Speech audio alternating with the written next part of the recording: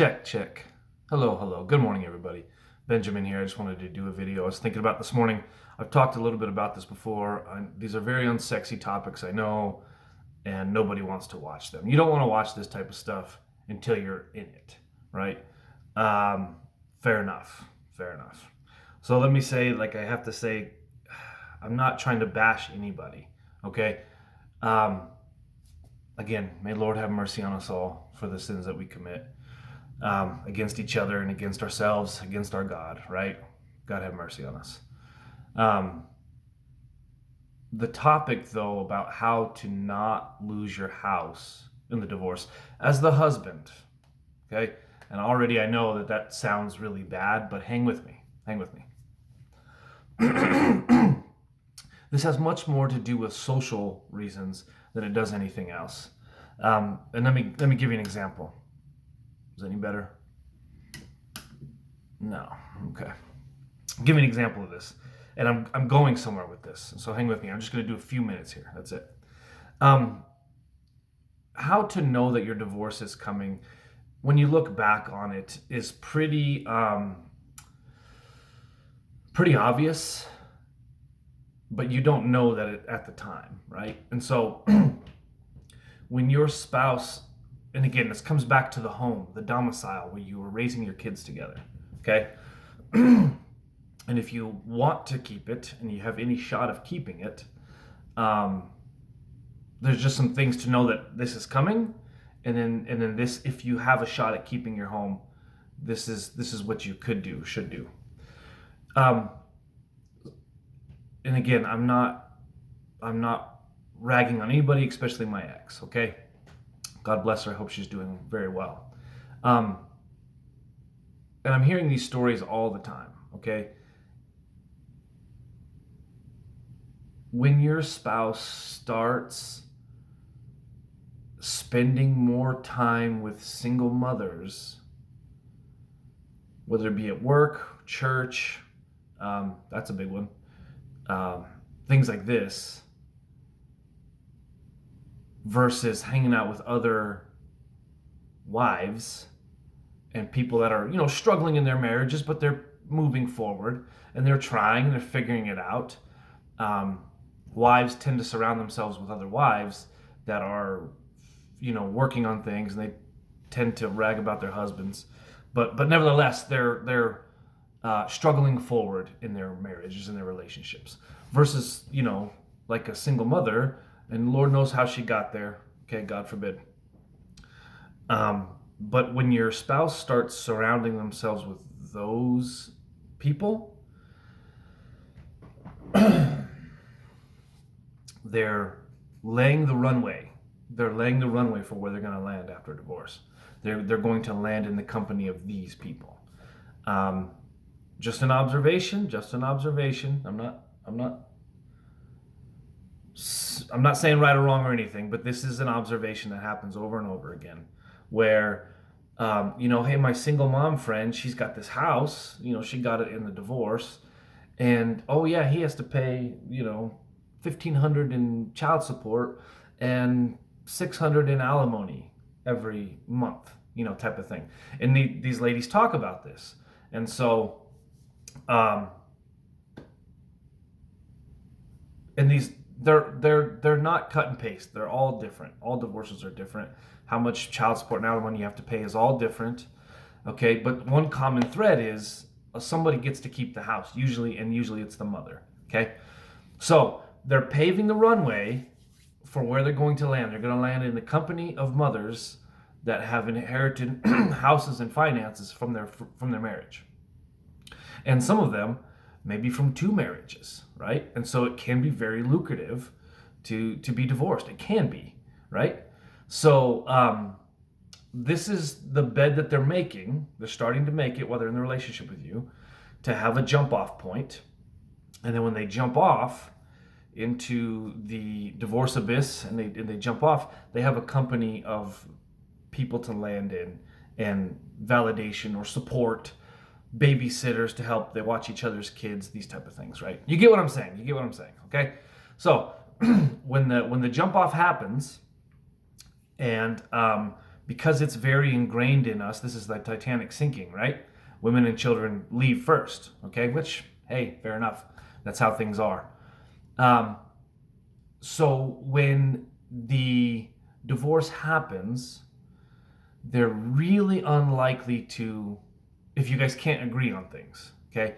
The courts are really unlikely to allow a woman to leave her domicile, her nest, and take the children and find somewhere else.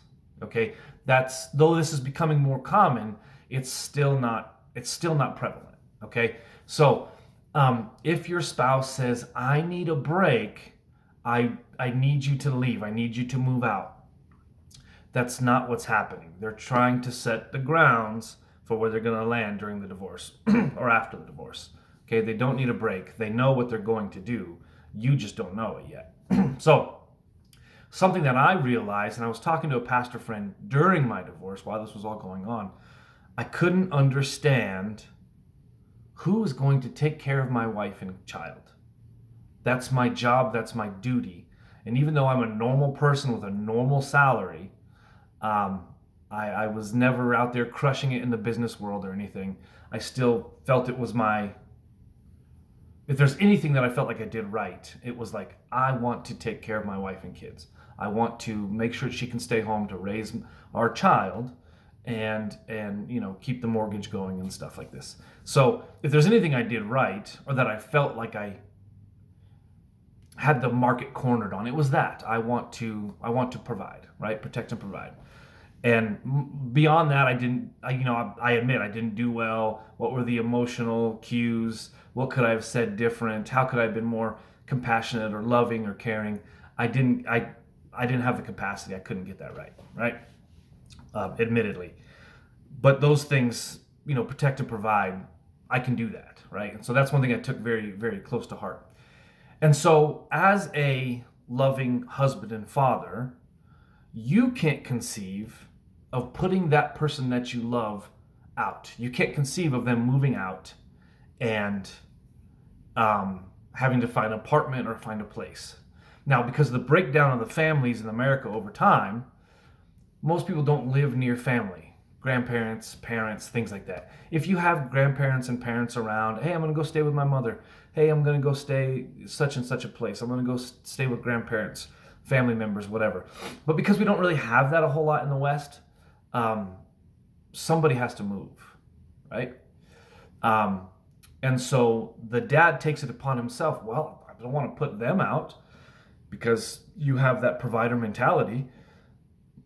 And so you move so that you can keep them there while she needs the break, right? Now, when she finally drops it on you that you're going to court, not that you have to go to court. You don't have to go to court. I wish everybody understood that. You don't have to go to court if you can talk like adults and reason like adults. But most people cannot because emotions are high. Fair enough, I get it. So you end up going to court, and I'll use myself as an example. I hadn't lived at the house in some time, but I was still paying for everything. And so I asked the judge, I'm still paying for the house. I really want to go home. I've been couch surfing. I've been living in my car, right? And working odd hours, working a tough job, trying to figure out a new job situation so that I could, see my son post-divorce. And they told me, no, you cannot go home, but you still have to pay for all this during this transition period. So in our psyche, hard-baked, women and children can't be out on the streets, but dads can live in their cars. Okay, fine. So the thing is, what I'm trying to get across is, if she says if she's been hanging out with all these single moms and finding a place to land in a company of people, and then she says she needs a break, or she just flat out says she wants a divorce, or hey, you need to move out, you're going to take it upon yourself as the provider to move out. I know 3 different guys right now personally that are in this very situation. And they're still paying for everything. And their divorces have been very long and brutal, and they still have to pay for this.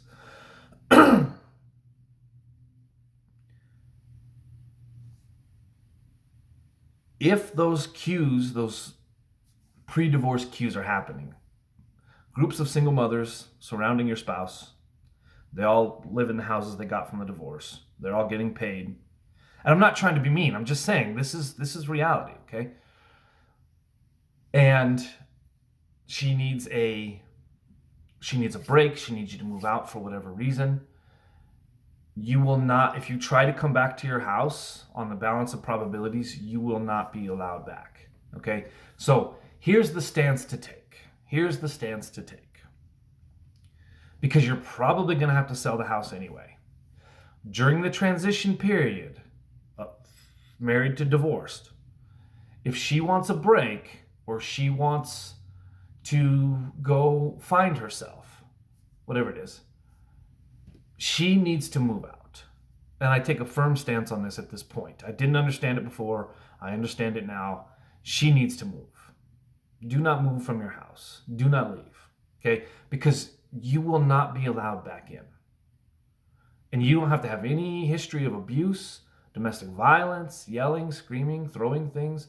None of that has to be recorded, documented.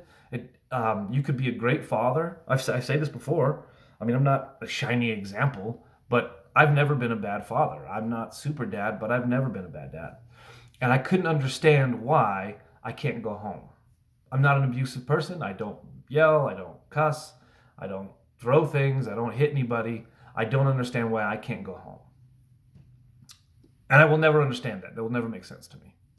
But because this is the safety net for mothers, fair enough, okay? This is how it is. Mom and kids get to stay at home. And because you're a protector father and provider father, you're going to leave so that her and the kids can stay and be housed, sheltered, clothed, all the things. You still get to provide for them, but you can't go home. Does that make sense?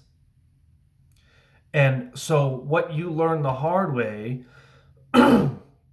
is that don't give her the house. Don't give her the house. Okay? Divorce is just business. Marriage is for love. Divorce is for business. You have to understand. You have to understand that. You get married for love, but the divorce is just numbers. It's just business. Okay? Now, the house, you can't give it up. That person has to buy you out. That person has to buy you out of the house. Okay? And they should. Now, in my situation, which I won't go into too much detail, and I'm still not convinced it was the best thing, I was able to get out of paying some certain things if I agreed to getting less money back for the house. So it was you have to bargain like a convict in a court to get out of steeper penalties. And I mean that 100%. That is true. So if you have and not that they should have to pay you less than what the place is worth, but it can be a resource to a piece of the chess piece on the chess table to finagle to get out of paying more money. So the thing is if she wants the house, she's very likely, though this is changing, she's very likely to get out scot-free. She has to pay you money. If your name is on the house as well as hers, that is something that's owed you. And you're going to need those funds to start over with your kids. Okay? Here's the thing though. Here's why you don't leave. Bottom line, here's why you don't leave your house. I mean, one, you won't be allowed back in. Per the courts, even if you're not a bad dad, bad husband.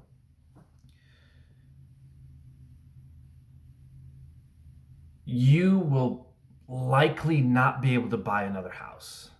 You will likely not be able to buy another house unless you move somewhere else and you get, the bad dad schedule, which is every other weekend and a couple extra weeks in the summer. If you want to be a full-on thoroughly involved father that has good parenting time, meaning you need to stay in the area and figure it out, you're not good. I live in a very expensive area. I only live here because I have a son to raise, and that's my joy. I'm okay with that. But I won't be able to buy another house. And I'm hearing this a lot, especially people in this area.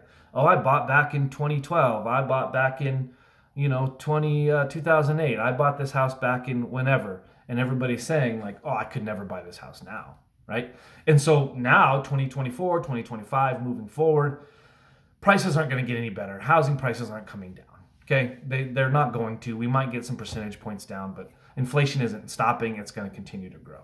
Okay, people are leaving this area because they can't afford it anymore. Well, for some of us that we don't want to leave because we have kids to raise, you have to make a new life in a new apartment or a basement apartment or some shitty whatever. The thing is you won't be able to afford another house. If you bought that house as a couple way back when,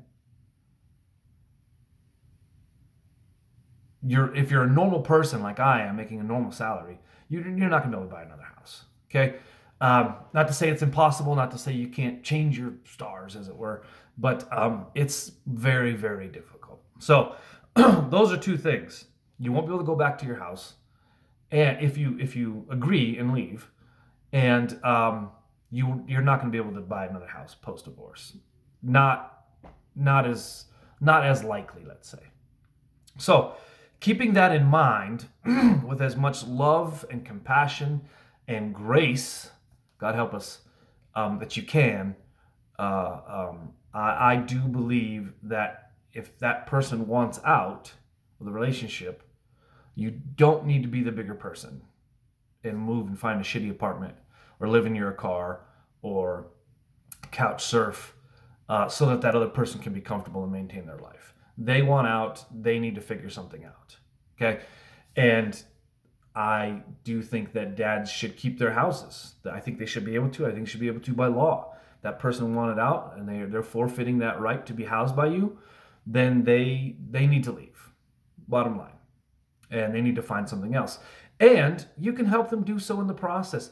It doesn't have to be contentious. You don't have to be mean about it. There doesn't have to be any boundaries crossed or anything dirty or mean. It's just, okay, there you go. There's the door. And I'll help you how I can, and, figure it out. So that's my opinion. Those are reasons why you shouldn't leave. You won't be allowed back into your house per the law. And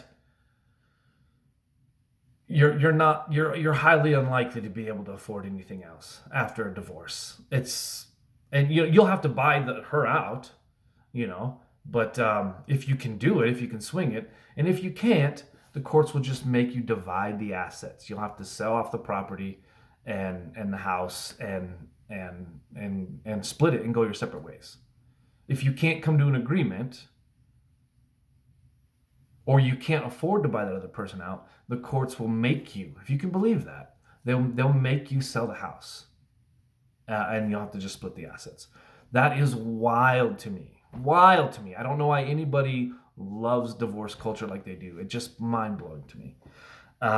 Anyway, that's a thought. I know it's a bitter, hard pill to swallow, and it's a very unsexy topic. I know that, but I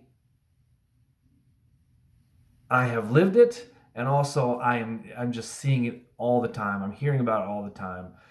People talk to me about it all the time, and it's a very unsexy topic. I understand that. Again, God have mercy on us for how we do these things, especially to our kids, right? But dads, if you can, stay housed and fight for your parenting time and raise good children. Amen. Bottom line. Again, God have mercy. Thanks for listening. If you made it that far, geez, thanks for listening.